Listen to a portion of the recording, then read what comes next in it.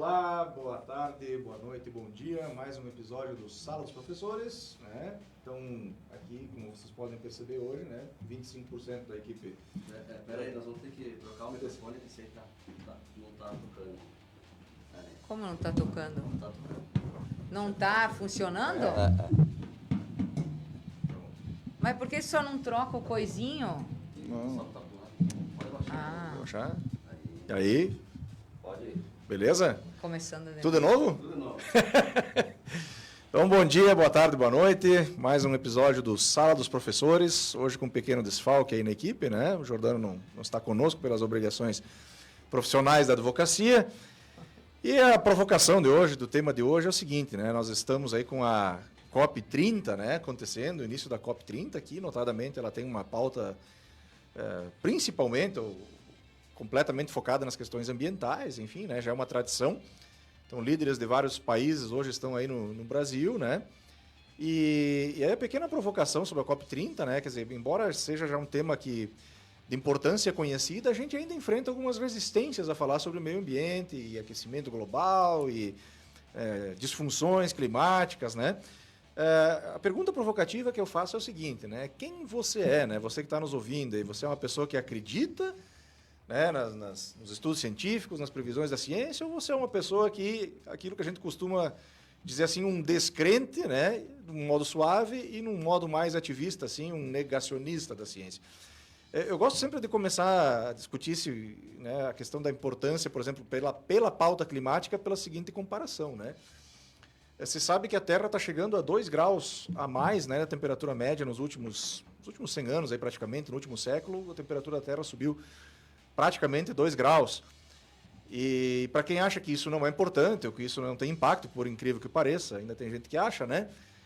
Pense em você, né? Você com 37 graus e você com 39 graus, né? Qual é o tamanho do estrago? Agora imaginem um planeta inteiro. Então, colegas, olá para vocês, o que vocês acham? Boa tarde, Adri, Diogo, Ricardo. Bom, com certeza 2 graus faz muito estrago na gente, né? E pô, é engraçado esse lance, né, de negacionismo, especialmente negacionismo climático e qualquer forma de negacionismo. E esse evento, a COP30 desse ano ali em Belém, está realmente sendo, acho, enfraquecida, embora eu conheça algumas pessoas que vão para lá participar fisicamente e elas estão empolgadas, acho que vai ter algum tipo de acordo bacana e soluções interessantes, partindo de alguns países, especialmente da relação dos países do sul global, talvez, que estão um pouco mais engajados na COP. Mas ela está sendo, com certeza, enfraquecida na última década por um movimento de negacionismo muito forte. Eu acho que não só negacionismo climático, assim. O negacionismo climático sempre existiu. As pessoas, né, parece que o senso comum, ele nega a ideia de um aquecimento global e de que é uma mudança que a gente chama já de antropocênica no planeta, porque sempre tem inverno, sempre faz muito frio e as pessoas sempre dizem, né, mas não estava... Tá tudo no seu lugar. Aquecendo, né? Tipo, cadê o aquecimento global se faz 0 graus aqui em Garibaldi? Então, obviamente, as pessoas têm uma dificuldade muito grande em conectar informações científicas com a sua realidade concreta. Né? E elas usam, às vezes... Bom, eu estou falando com um professor de metodologia na minha frente, né? Tu já deu metodologia, Adri?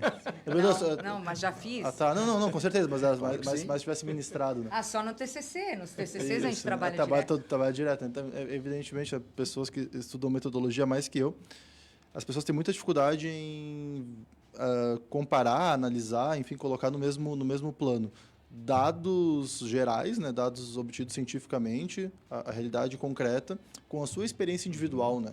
Eu acho que isso é a base de qualquer negação dos fatos, né? E eu acho assim, que tem uma diferença entre negacionismo e ignorância. Com certeza. Né? O negacionismo parece uma narrativa que é preparada para fazer com que as pessoas fiquem desacreditadas da ciência ou de fatos históricos, né? Até porque, como o César falou também aí, o senso comum, ele procura simplicidade e a ciência, ela não é simples. Sim. Tanto que quando a gente fez o nosso, né, mestrado, doutorado, a tese e tal, não se chega numa solução em específico, porque depende do caminho que a gente segue, né? Então, quando o senso comum quer simplicidade, isso não acontece. Sim. Não, isso que a Adri colocou, assim, realmente não tem nada a ver com ignorância. Ignorância é tu simplesmente não saber de alguma coisa, né? Então a pessoa é ignorante, e isso não falo de ensino formal, né? A pessoa pode ter doutorado e eventualmente ser ignorante em muitas coisas. áreas. Eu sou ignorante em muitas coisas, pelo amor de Deus. Eu acho que quanto mais tu estuda, mais tu sabe que tu é ignorante em outras coisas, né? E o negacionista, então, tu vê, a ignorância é não saber. E o negacionista é aquele que não quer saber, Faz questão de não querer saber. Tipo, ele vai atrás de motivos para não saber, para não conhecer, para negar. Sim, e dá exemplos, como foi falado, exemplos individuais. Ah, o cigarro faz mal. Ah, esse negócio do vape. O vape faz mal, ou o cigarro faz mal. Não, mas o meu avô fumou até os 100 anos Isso, e não morreu. Então, não. pega um caso, generaliza e vai contra um estudo científico que pegou milhares de pessoas, Sim. né? E tu trouxe um exemplo maravilhoso do cigarro, porque o cigarro talvez uma das primeiras grandes pautas negacionistas da humanidade. Que é uma das primeiras que eu digo a nível comercial, assim, especialmente falando, né? Porque lá pela década agora, né, de 50, 60, eu lembro quando começou realmente as campanhas antitabagismo, né, que começou a se ver por dados científicos que cigarro levava a alguns tipos de neoplasia, de câncer, né, e então era um risco à saúde, e começou por um lobby das grandes empresas de tabaco americanas a movimentos negacionistas para desacreditar aquelas informações. Tem até um filme. Tem até um filme maravilhoso, por favor, não fume. Por favor... Não fume, né, não é? Ou fume... Proibido fumar, não é? Mas é um filme muito Obrigado bom. por não fumar. Obrigado por não fumar. Obrigado Isso, por não que depois fumar. ele vai para os celulares. Isso, obrigado por não fumar. Isso é muito bom. E tu vê, né? Tipo, esse movimento negacionista não foi apenas na ideia de desacreditar a pesquisa científica que estava correlacionando cigarro e doença, mas também por criar na sociedade uma imagem de que cigarro era uma coisa saudável. E aí a gente começa as famosas propagandas do cowboy da Marlboro, né? Ai, sim. Isso. Que é colocar, morreu de então... câncer. Que morreu de câncer, com certeza, né? Mas tu vê, é de colocar, então, uma outra imagem. Nem sempre o negacionismo nega. Eu digo do ponto de vista, assim, uma estratégia apenas de dizer não. O negacionismo também, ele usa de estratégias para disfarçar, para criar outra narrativa, para criar outra história, né? Como, por exemplo, meu Deus, relacionar cigarro com liberdade. Então, era sempre, né, a pessoa cavalgando, andando de carro, surfando com o seu cigarro, né? Como se isso pudesse ser coisas que se correlacionam, quando, na verdade, não tem nenhuma correlação, né? Perfeito. A Adri tocou num ponto muito bacana, assim, numa das falas dela, né? Que ela diz assim, talvez as pessoas prefiram o senso comum, ou prefiram, entre aspas, não saber, ou não investigar, ou não serem curiosas, né? Mantendo a sua ignorância, porque é difícil a ciência, é difícil, né? A gente tem, muitas vezes, a própria experiência em sala de aula como professor, né? Quando a gente dá uma literatura comercial, assim, para o aluno, sei lá, né? Uma revista simples de gestão, ou uma coluna de jornal, é um tipo de leitura. Quando a gente dá um trabalho científico, opa, a régua sobe, né? Sobe não só em termos de vocabulário, né? Mas em termos principalmente do experimento que foi feito, né? Da abordagem que foi feita e das conclusões do método, né? Então, é obviamente uma lógica um pouquinho mais densa de pensamento, né? Então, a gente já sabe, a gente já abordou aqui em outros programas, a grande falta de apreço que historicamente você tem pela educação formal aqui, né? Que a gente ainda convive com isso. Então, quer dizer, a leitura é difícil para muita gente por si só. Né? Então, muito mais, por exemplo, a leitura científica. Mas tudo bem, eu não gosto de leitura científica, mas a gente tem hoje muito bons programas, né? Com entrevistas, né? Com cientistas, canais interessantes na internet, no YouTube, podcasts. Né? Quer dizer, se eu não gosto de ler a lógica científica, né? Eu também consigo hoje ouvir ou assistir alguém falando sobre uma lógica científica.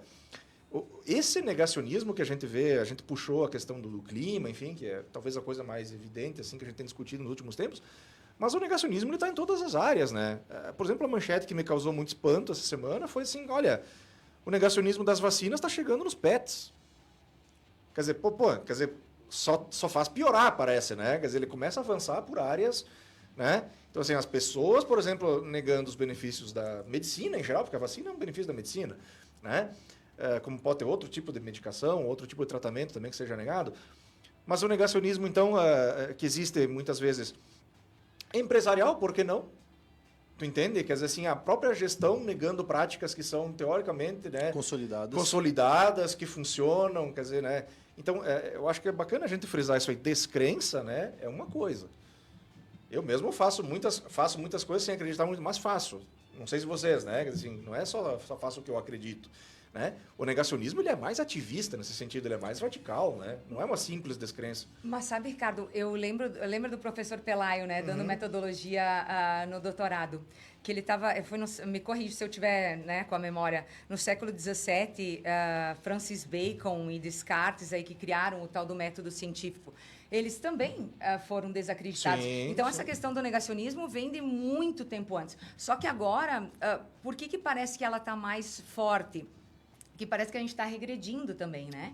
E como todo mundo tem voz e vez, aí tu pega um cara que é famoso, um deputado que é famoso, ou um desses que estão na internet, Instagramer aí, falando sobre alguma coisa e colocando dados que não existem, né? Então, esse negacionismo, ele acaba ficando mais forte e mais presente. Por quê?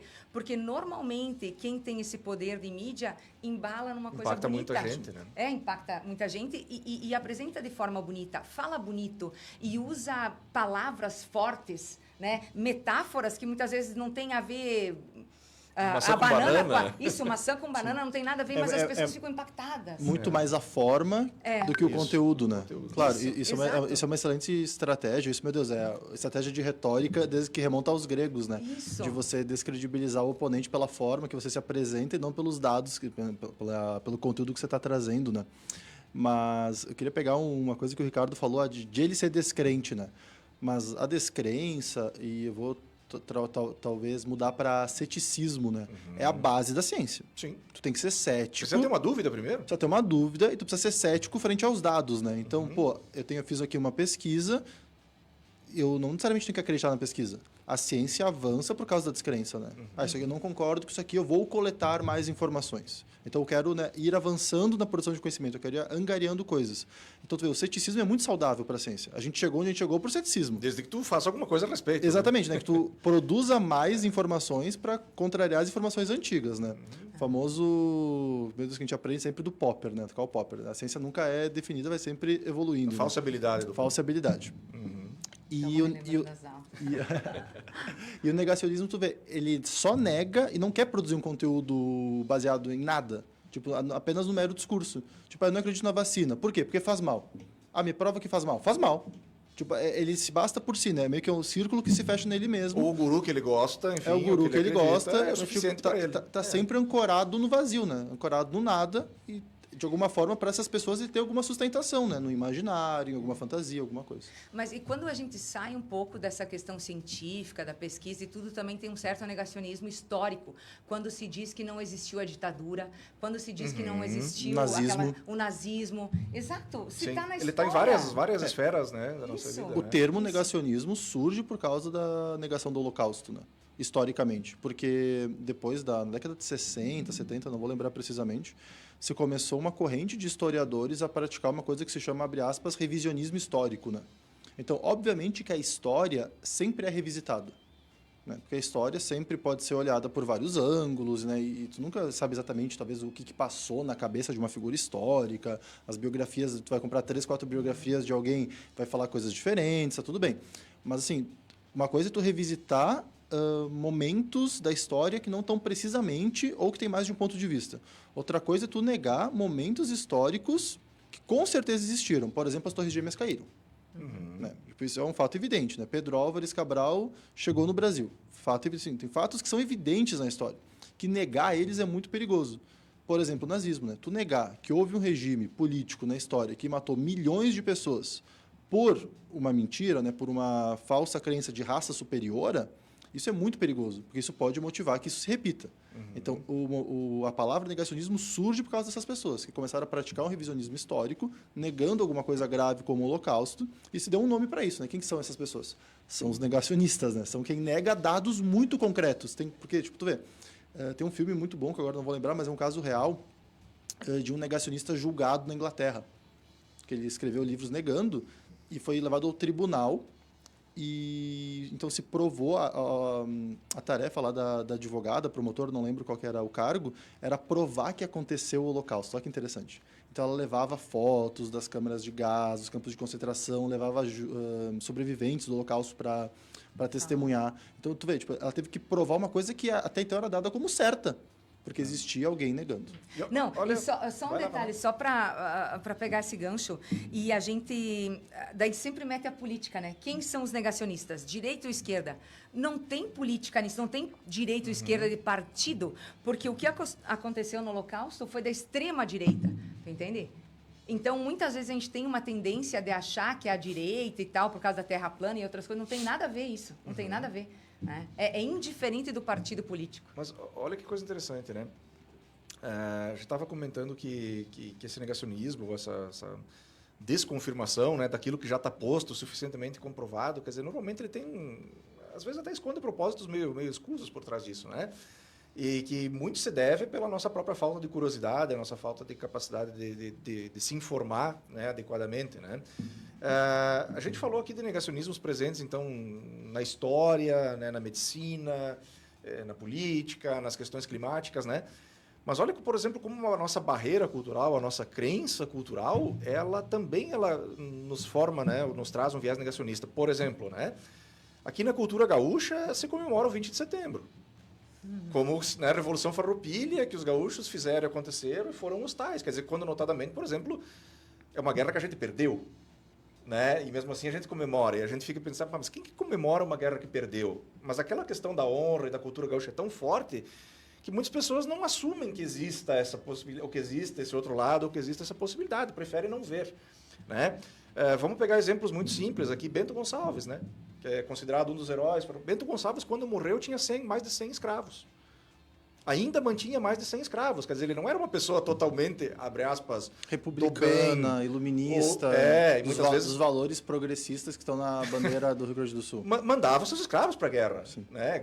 Então, era um estancieiro. Era um estancieiro, né? Um rentista, né? Quer dizer, então assim, mas quantas pessoas, por exemplo, gostam de ouvir uma outra face, né? Quer dizer, muitas vezes a gente prefere nem ouvir, porque isso desafia o nosso sistema cultural, o nosso sistema de valores, emocional, né? Que é a desconfirmação daquilo que a gente imaginava. Eu acho que tu pegou agora, talvez, no ponto central. Só para dar um exemplo também histórico, não, né? Claro, mas tu pegou um ponto central agora, Ricardo, do apelo do negacionismo. Né? A negação, né?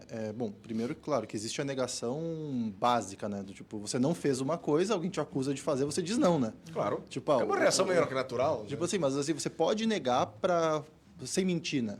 Tipo, hoje, por exemplo, eu não comi X hoje. Eu realmente não comi X hoje. Tipo, eu tô falando uma verdade, mas eu tô negando um fato, assim, mas que é verdade. Mas a gente negar verdades, né? Negar verdades é uma ferramenta de defesa. A pessoa às vezes está se sentindo mal. Ele não vai necessariamente dizer, tipo, tá tudo bem. Tu vai dizer, tá tudo bem. Tu nega uma coisa que tu sente por meio de defesa, uma coisa normal. A pessoa às vezes tem uma doença e ela, né, se retrai, nega isso. Então, a negação é uma coisa comum, vamos dizer, do ser humano para vários aspectos, né? Aluno, tu colou? Não colei. Então, tipo assim, a negação é uma coisa normal. Só que a negação, quando passa por um negacionismo, é quando tu vê, ela começa, na minha visão, assim, a mobilizar muitos afetos e identidade do sujeito. O sufixo ismo já vira uma filosofia. O sufixo ismo já vira uma filosofia, né? Então, tu vê, o sujeito ele constrói sua personalidade ao redor de crenças, né? Eu sou, por exemplo, então, gaúcho, de uma herança, né, que tu falou ali, de uma vitória numa guerra, eu sou italiano, eu sou não sei o quê. Então, ele vai construir sua identidade por várias coisas. E, de vez em quando, vem esses malditos cientistas, né, que apresentam para ele um fato que nega alguma coisa da identidade dele. Já estava formado ali, já estava formado, que já é quem ele é. E isso, né, para quem não tem uma leitura muito de psicologia ou psicanálise, isso machuca muito o sujeito. Sim. Quando ele vê que a realidade machuca quem ele é, destrói um pedaço dele. Então, aí sim, a forma mais que ele encontra de se proteger é negar. Não, isso aí é mentira. É um escudo, né, psicológico. É um escudo psicológico. Só que esse escudo psicológico, até no nível individual, beleza, né, te entende. Né? Tipo, o Ricardo está negando alguma coisa para se proteger, se defender. O problema é quando são 700 mil Ricardos, né, como tu colocou, né? Sim. Então, 700 mil pessoas, muitas pessoas mobilizadas para negar alguma coisa que machucou a identidade delas. Mas o problema maior, eu acho, quando tem essa influência, é a influência das redes sociais. É a influência dessas pessoas. Exatamente. Então, quem nunca pensou sobre aquilo, aceita como verdade. O que a Virgínia fala é uma verdade. O que o outro lá, deputado, fala, que até me esqueci o nome dele, o Nicolas Ferreira fala, é uma verdade. Só que, na realidade, não se embasa em nada, como a gente estava falando antes. Usa um exemplo que não se sabe se é real e nega essa questão da ciência ou de fatos históricos que comprovam o contrário. Há investimento nisso, né? Pensando numa lógica assim, como o ismo, né? Ele vira uma filosofia, né? Uma corrente muito poderosa. Como prévia dessa COP30, por exemplo, acho que foi na sexta-feira à noite, enfim, estava dando uma reportagem muito bacana no Jornal Nacional, falando sobre a força das fake news, por exemplo, que é um dos grandes impulsionadores de ismos, né? De negacionismos das mais variadas espécies. Na reportagem, né, eles apresentaram muitos depoimentos, enfim, de estudiosos, né, que, por exemplo, na última eleição americana foram impulsionados mais de $1 bilhão em fake news. Cara, isso não é graninha de troco. Foram gastos mais de $1 bilhão em impulsionamentos de notícias comprovadamente falsas na última eleição americana, né? Então, quer dizer, o ismo, né, o negacionismo, ele tem um propósito. Acho que a descrença ela é mais suave, né? Eu fazer uma coisa que eu não acredito, mas tá bom, não acredito muito, mas vou fazer, ok, né? Agora, negacionismo é uma coisa muito mais profunda, né? Uma coisa que realmente ela traz prejuízos de toda a espécie. Né? Sim, vem essa questão da pós-verdade, vem a questão do simulacro social, que tu não sabe o que é real ou o que não é. O simulacro social, na época da faculdade, a gente estudava como alguém, tá acontecendo uma cena, alguém entra na cena e altera aquilo, né? Então, tu não sabe o que era real antes da foto ou depois da foto. E agora a gente vive isso. A gente não sabe mais, muitas vezes, o que é real. Até a gente se questiona. Inteligência artificial agora. Mas quando as pessoas têm tanta certeza de que aquilo é verdade, aquilo é a minha opinião tá certa, isso já dá para desconfiar que é um negacionismo. Entende? Só aquela pessoa tá sabendo. Não, porque tem uma... Como se chama esse negócio que acha que tem uma conspiração mundial contra? Isso aí pode contar que é negacionista. Né?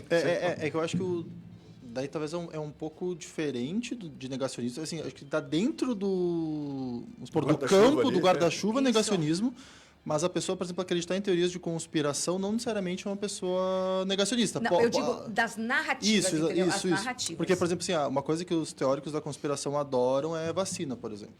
E aí, coincidentemente, enquadra uma teoria da conspiração num negacionismo que as vacinas fazem mal, ou simplesmente não funcionam, ou são para instalar chip nas pessoas, enfim. Mas não necessariamente teorias da conspiração entram em negacionismo, né? Tipo, às vezes são coisas que passam uma perto da outra. E essa da vacina é necessariamente interessante, né? Porque ela não é tu ver um negacionismo...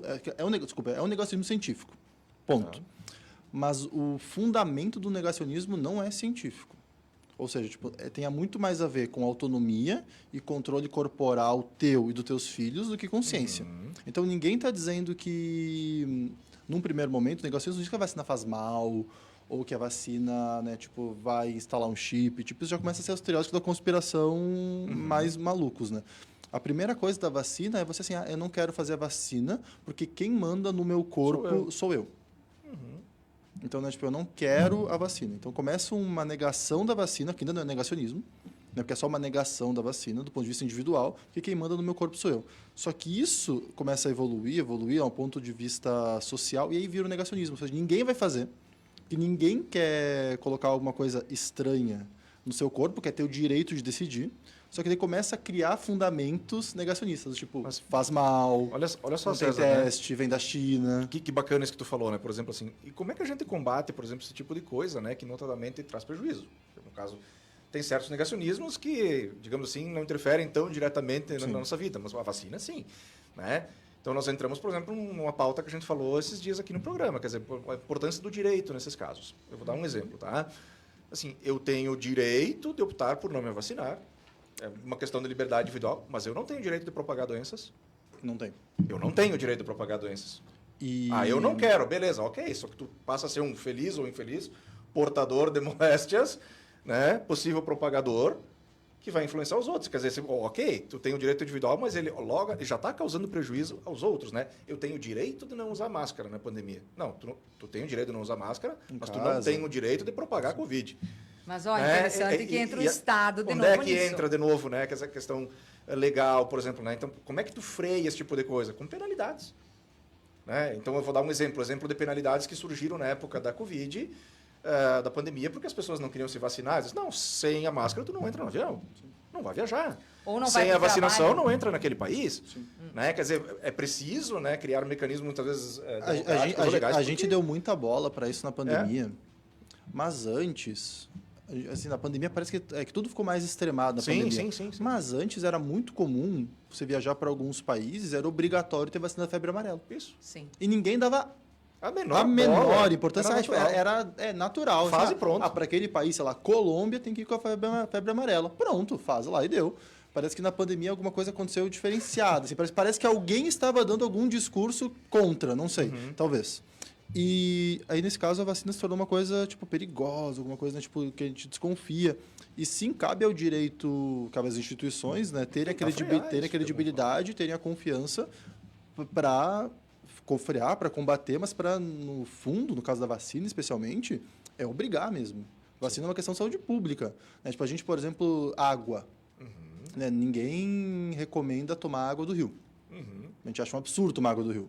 Porque a gente vê lá, talvez vai contrair doença. Então, a gente tem que tomar água que vem, né, de uma companhia de saneamento que vai ter os padrões de qualidade. E por que a gente vai aceitar, então, que o filho vá para um lugar desprotegido? A gente vai dar água do rio para o filho também? Vai botar comer terra, Uma analogia, então. exatamente. Tipo assim, é isso. O que acontece também, pegando nesse gancho de vocês dois aí, na época do Covid a gente foi obrigado a tomar vacina para ir trabalhar também, não só para viajar, mas para ir trabalhar. Na FISUL, se a gente não tomasse 3 vacinas, as 3 doses, tu não poderia entrar em sala de aula, né? E depois o que começou a acontecer? Aí as pessoas ligavam, isso tá, eu sou obrigada, vou tomar para não perder meu trabalho. Aí começou a morrer gente com a questão de problemas do coração, AVC e tal, ligaram com a tal da vacina.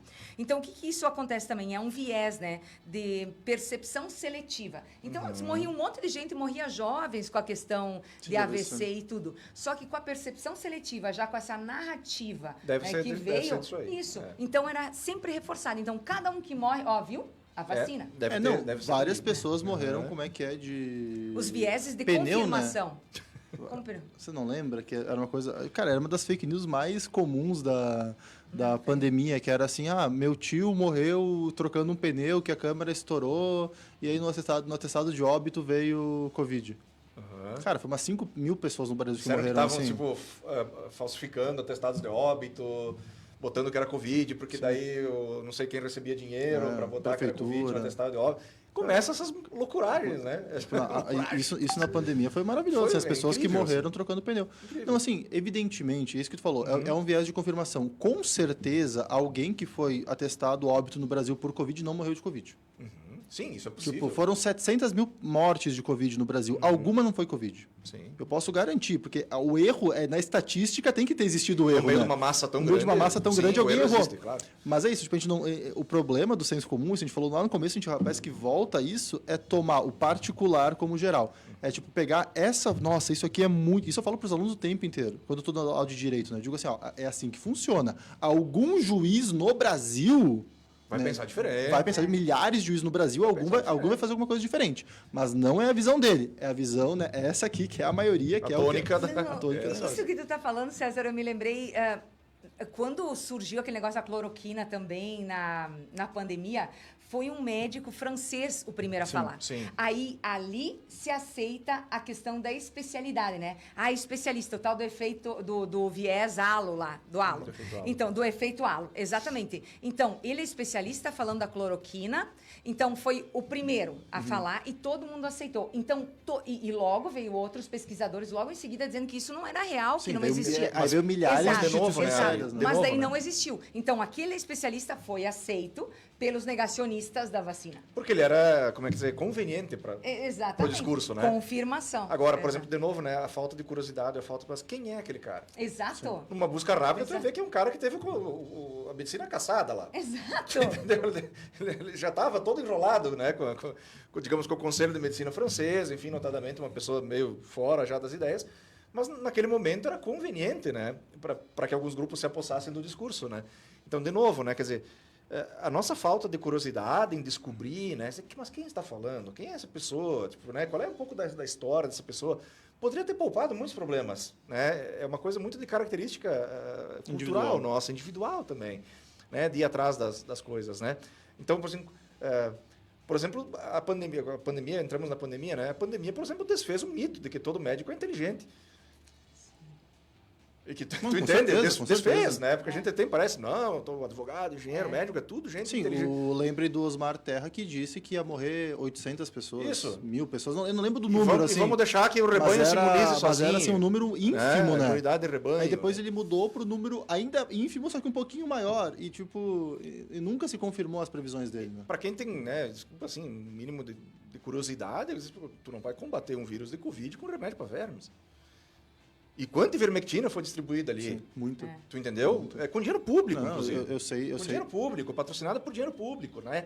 Então, assim, Quanto problema de rim deu, hein? a gente Eu não tem, conheço claro, pessoas, não eu tem conheço pessoas que informação. tiveram É. que fazer tratamento. Não tem Aham. informação. Pô, tava a população desverminada. Fantástico, né? Problema de vermes por 2 décadas não vai ter, né? De tanto que distribuíram isso aí. Não, mas realmente, Mas- Isso é uma questão complicada. E tu falou, as pessoas teriam que ter uma certa curiosidade e tal. Mas vou lembrar um dado que a gente trouxe lá num programa sobre analfabetismo, né? Alfabetização e leitura. Por mais que a gente tenha uma taxa de analfabetismo no Brasil pequena, existem graus de alfabetização, né?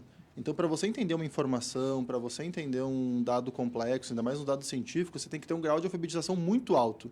E no Brasil isso era menos de 10% da população.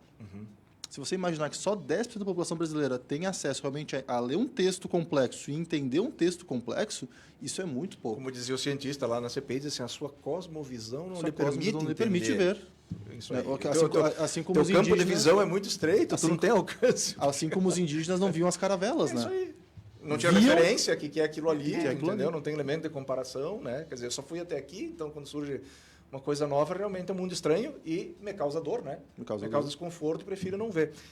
Olha que legal, né? A gente falou na medicina, a gente falou na história, a gente falou na cultura, quer dizer, essa negação ou não aceitar a ciência, e para a gente como professor, assim, quer dizer, eu acho que um dos nossos papéis é sempre, né, tentar levar, né, não desprezar o senso comum, porque o senso comum também é um kit de sobrevivência, né?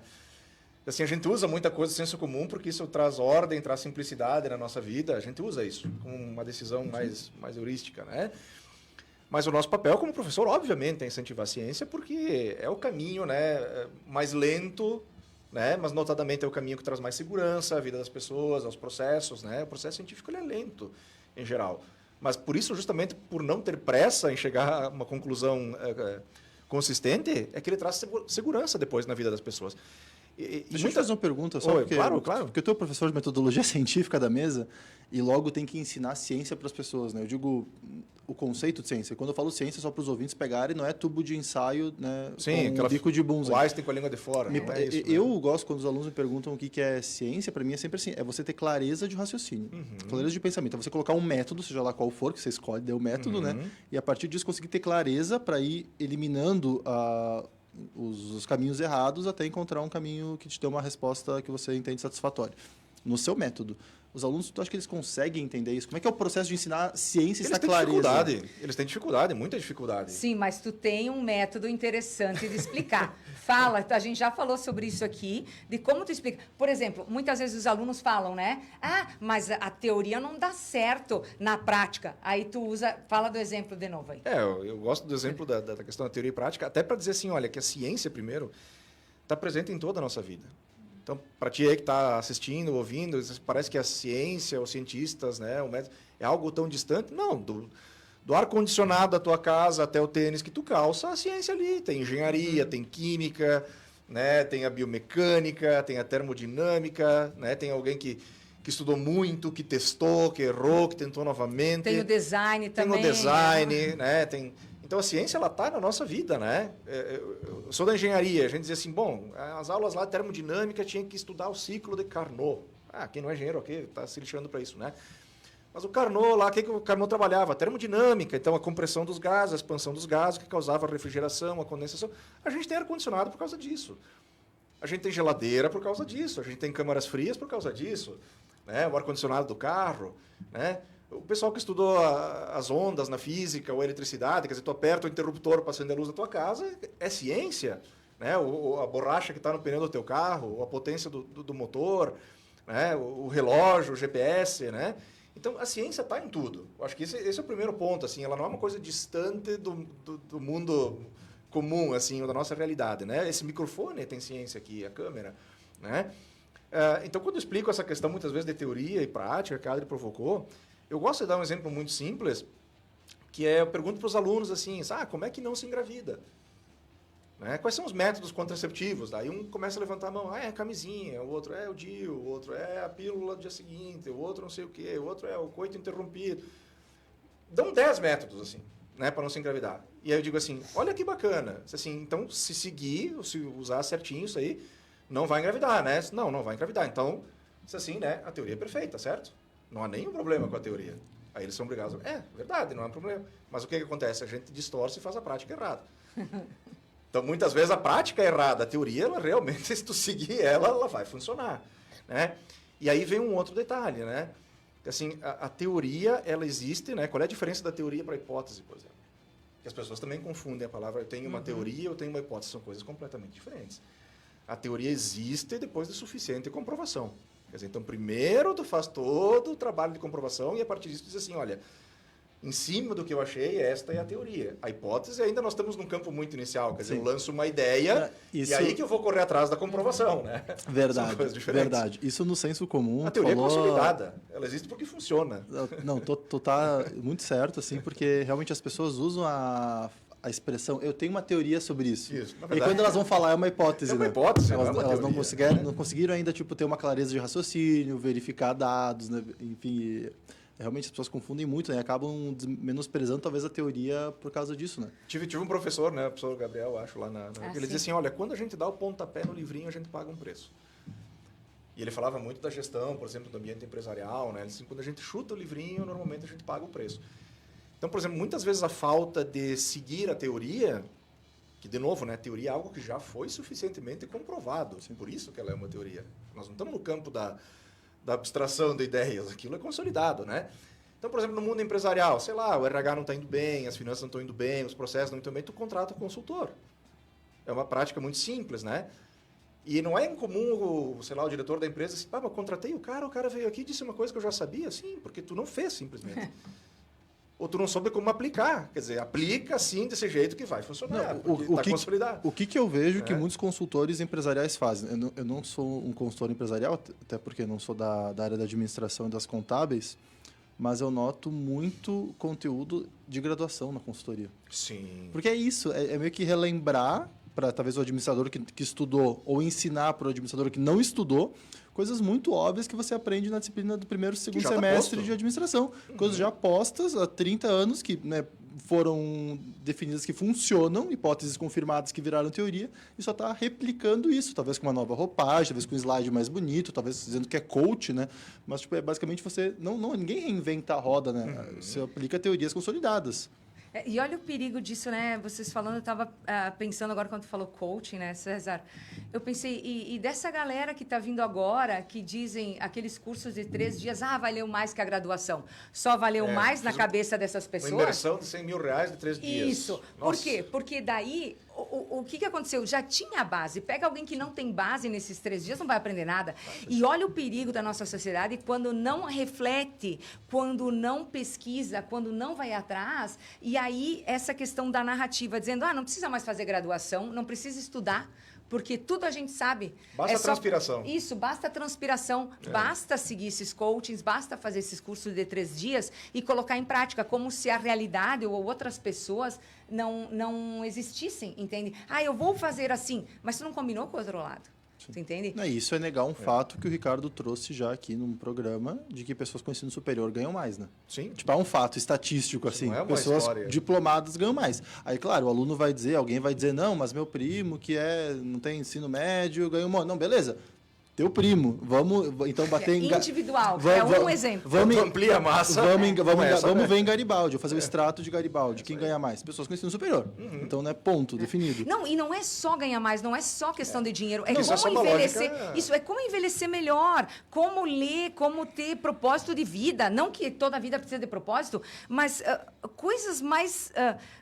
a vida é mais do que só dinheiro, entendeu? Sim. Tipo, Eu acho que toda vida precisa de propósito, tá? O propósito é não precisa viver. ser utilitarista. Sim, claro, o propósito é claro. viver. Assim, quando só vou fazer coisas nasce, que me façam ganhar dinheiro. Okay, aqui, é uma opção, olha mas... como esse mundo é utilitarista, tá? E muitas vezes a gente, quando o bebê nasce, ele só chora, faz cocô, a gente tem que limpar e Dorme, mesmo assim e dorme deu. e mesmo assim ele é lindo, a gente se apaixona. Mas quando a gente cresce, a gente tem que sempre entregar algo. Tanto que eu estava lendo hoje uma notícia assim que estava falando quantos amigos a gente tem na vida adulta. Por que a gente não Se não continua faz com mais, vários sim. amigos? Isso, porque a nossa vida ela é feita para ser utilitarista, para a gente produzir, para a gente trabalhar. Então, olha quanto a gente trabalha. Então, a gente está falando café, né? Não dá tempo de tomar um café. Por quê? Porque a vida é utilitarista. A gente está sempre querendo entregar alguma coisa. Então, qual é o propósito? Se tem que ter um propósito. Será que o nosso propósito é ganhar dinheiro, é produzir mais, para quando chegar a velhice, tu vai fazer o quê com aquele dinheiro? Tu entendeu? Sim, vai ter dinheiro para comprar remédio, porque chegar na parte de velhice ali sem condições é triste. É um problema. Mas será que a vida é só isso, sabe? Eu vou só puxar um gancho disso, né? Isso que a Adri colocou. E isso é uma das coisas, eu trato muito disso em umas 4, 5 aulas de filosofia, né? E eu sei que filosofia não é ciência, né? Mas eu acho que dá para negar também, né? Dá para negar também. E eu vejo quando eu apresento esses Nós aprendemos que filosofia é ciência, que é a base de todos os questionamentos. Claro, mas assim, não segue a filosofia não segue um método científico, né? Não é método científico na filosofia. E então eu apresento para os alunos algumas opções filosóficas, algumas teorias filosóficas sobre isso, o que é a vida boa, né? O que seria a vida com propósito, assim. E eu noto que muitos se incomodam, muitos negam. Por quê? Porque eu estou negando o padrão de vida, a forma de vida que eles conhecem, que é a forma de vida utilitarista. Eu vou estudar para ganhar mais dinheiro, para ser promovido, para daí comprar um carro melhor, comprar uma casa melhor. E daí Como se fosse só um fluxo para frente. Como se fosse primeiro uma obrigação de ter um fluxo para frente e que as coisas se bastassem umas pelas outras, né? E daí quando eu apresento, né, outras opções, e especialmente outras opções que fazem mais sentido que é viver uma vida boa. Que é, legal, você ter uma amizade boa, você ter uma relação com Deus, você ter uma relação com a natureza, você ter uma relação, enfim, você ter, relações boas com o mundo e não uma relação com o dinheiro. Aí eu vejo que causa um espanto. E eu não sei, claro, eles nunca dizem assim, não, César, se eu estou errado, estou negando. Mas eu acho que em alguma medida muitos negam. Porque é uma desconstrução do sujeito que eles eram até então. 5 anos de empresa só querendo fazer isso, deixei minhas amizades de lado, deixei todo mundo de lado, família de lado para trabalhar e agora tu me diz que isso não é vida boa? Não, isso não é vida boa. Então aquela lógica, né, para você que está nos ouvindo, negar algo não quer dizer que ele não exista, né? Tu tem que ter a consciência disso, né? Quer dizer, tu está negando, mas isso não quer dizer que ele não exista, que não esteja acontecendo, né? Ou que ele não tenha a sua importância. Lá em casa tem uma infiltração de anos que a gente não consegue Não olha resolver. pra ela vai continuar. Aí o que eu estou fazendo? Estou negando aquilo lá. Para mim não existe mais, mas ela continua. Ela lá. vai continuar, vai piorar. Exato. Sinto te dizer, né? Então, olha que bacana, né, pessoal? Assim, qual era o nosso propósito aqui? Obviamente, né, estimular que a gente seja um pouco mais curioso, né? Estimular que a gente realmente assim amplie o nosso hábito de investigação das coisas, né? E a Adri tocou num ponto, obviamente, que a gente já falou aqui em outros problemas, né, da influência das redes, né? Porque qual é o grande problema, a grande contribuição das redes sociais, principalmente, né, pro negacionismo, né? Porque as redes sociais estão nos mostrando o que a gente gosta, né? O algoritmo não é mais segredo isso para ninguém, quer dizer, ele só te manda aquilo que tu gosta de ouvir. Ele cria bolhas, né? Ele cria bolhas, né? Então, olha, eu recebi isso. Por isso que o cara disse assim, onde é que tu viu isso? No grupo do Zap? Claro. Eu estou na bolha dos gatinhos e das pessoas que caem. Porque ele percebe que tu curte aquilo, é só isso que ele tem. Então isso te tira outras visões, né, de mundo. Né? Eu acabei falando isso ontem em aula para os alunos, né? Eu falei, quem é a maior autoridade médica do Brasil? Discordando ou não, mas digo, a maior autoridade médica em termos de formação de opinião pública, em termos Drauzio de alcance. Varela. Com certeza. Varela. Drauzio Varela. Quer tu gosta ou não. Quer tu goste ou não, é o médico brasileiro com maior alcance midiático. O que a rede social faz? Coloca Drauzio Varela no mesmo patamar de autoridade, né, em tese, de João da esquina. Então, porque a rede social ela também limita por baixo, né? Ela põe o mesmo nível e propicia o mesmo alcance. Então, às vezes uma coisa muito, como é que a Adri falou bem no começo do programa, uma coisa muito forte, uma mensagem que explode, uma mensagem muito emotiva, vai ter um alcance imenso, apesar de ser uma grande bobagem. E aí vai colocar esse cara, que não tem credibilidade nenhuma, como o francês lá da cloroquina, no mesmo nível... Bastava 2 Google lá, tu já sabia quem era o francês. No mesmo nível de autoridades médicas muito mais respeitadas. Eu não lembro o ano disso, mas, se eu não me engano, foi o ministro das Finanças, da Economia da Inglaterra. Fez uma frase famosíssima lá em 2011, 2012, por aí, foi um pouco antes do Brexit, eu acho. ele falou a seguinte frase, abre aspas, este país não precisa mais de especialistas. Ou o povo está cansado de ouvir especialistas. Foi uma coisa nesse sentido. Sim. E isso é uma coisa que eu acho que resume um pouco o que a gente trouxe hoje também. Parece que a sociedade, o cidadão normal, o cidadão médio, como se existisse, mas vamos usar o cidadão médio da rede social, que está ali no algoritmo negando coisas, ele está cansado de ouvir que está errado. Ele não quer. Ele não quer ouvir que está errado. Sim. Então, ele está cansado de especialistas. Porque ele tem uma opinião sobre saúde. Aí vai vir um médico importante e vai dizer que é outra coisa. Ele tem uma opinião sobre economia. Vai vir um economista famoso e vai dizer outra coisa. É muita violência para ele isso. É muita violência para ele. É. Tipo, porque assim, realmente, ele não se formou em economia, não se formou em medicina, não se formou em engenharia, mas ele quer construir a própria casa, quer decidir os próprios remédios e quer, né, saber tudo sobre a economia do Brasil. Então, machuca muito você não ser especialista. Interessantíssimo. Eu acho que é isso. E a pessoa tem duas opções. Assim, ela tem várias opções, mas eu digo duas muito perigosas, né? A primeira é negar, né, e simplesmente ser talvez revoltado, mas do ponto de vista negativo, assim, e não receber a informação. Mas eu acho que tem a opção mais perigosa, assim, para quem tem algum alcance midiático, algum poder, alguma influência, que é produzir o próprio discurso falso, né? Que essa é a coisa mais perigosa do negacionismo. Não é apenas negar a vacina, é dar uma outra solução, uma coisa tipo maldosa por algum interesse, seja econômico, seja político, como o lance do cigarro, né? Não é apenas dizer, não, cigarro não faz mal. Ponto. Não. É não apenas que não faz mal, é que faz bem. A gente pode comer saudável. Então, tipo, é querer deturpar a ideia. Começa a lançar outras sementes. E por não algum falar, não, ele não fala isso. Tu que deduz. Por quê? Por causa das imagens. Sim. Então, em momento algum, alguém vai poder ser processado. Não, eu não falei isso. Não falei. Mas as imagens Sim, mostraram. é que nem uma coisa que me incomodou muito, assim. Tá, me incomodou muito, não, mas me incomodou muito. Era na época da pandemia, especialmente, com o negacionismo de vacina, negacionismo da própria pandemia, que pode ser negacionismo genérico, assim. Era as pessoas dizendo, não, mas a gente tem a liberdade de opinar.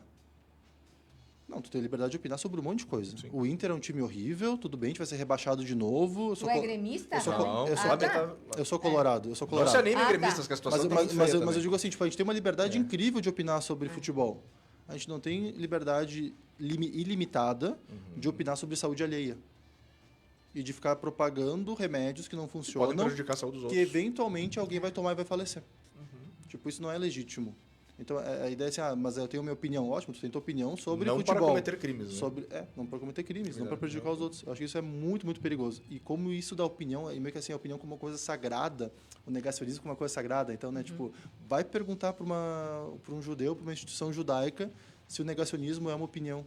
Negacionismo do Holocausto. Se é uma opinião válida. Ou se isso pode, na visão deles, ter um prejuízo no futuro. Eles vão dizer que isso é um crime, negar o Holocausto. Desculpa, eu vou usar um exemplo bem comum, né? Mais comum talvez do que o César disse sobre isso, né? Eu posso ter minha liberdade de opinião, mas não que ela fira outros direitos ou coisas que são maléficas, por exemplo, para a sociedade, né? Por exemplo, se eu dissesse agora assim, cara, as mulheres é tudo incompetente, cara. Jamais teria uma CEO mulher na minha empresa, como disseram. Sim. Um grande guru da internet, idolatrado por muitos, diz assim, jamais contrataria uma mulher para CEO.